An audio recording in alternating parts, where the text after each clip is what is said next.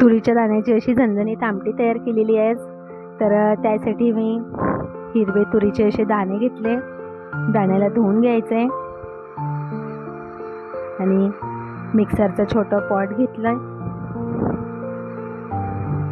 पॉटमध्ये हिरवी मिरची, कच्चा कांदा, कच्ची मिरची, कच्चं टमाटर, थोडा सांबार, लसूण, कढीपत्ता,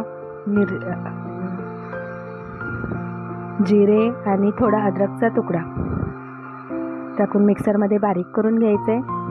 बारीक झाल्यानंतर थोडे शेंगदाणे घेतले आणि थोडा खोबऱ्याचा कीस घेतलेला आहे। खोबऱ्याला किसून घेतलं आणि कारण खोबरं लवकर बारीक होणार नाही म्हणून मी खोबऱ्याचा कीस घेतलेला आहे।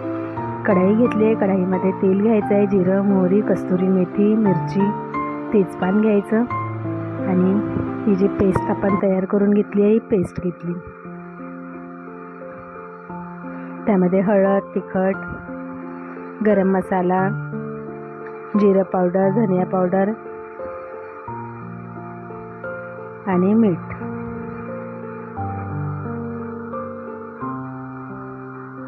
टाकून थोडं छान परतवून घ्यायचे। परतवून झाल्यानंतर थोडं पाणी सोडलं, अर्धा कप पाणी सोडले। त्यानंतर हे दाणे टाकून घ्यायचे, परत परतवून घ्यायचे आणि आपल्या आवश्यकतेनुसार पाणी टाकायचं, दाण्याला शिजू द्यायचे। आपल्याला पाहिजे तसं पाणी घ्यायचंय।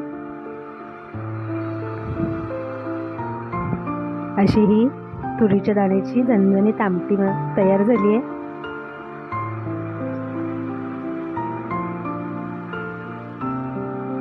ही बघा, अशी ही आमटी तयार झाली। खूप छान वाटते ही खायला।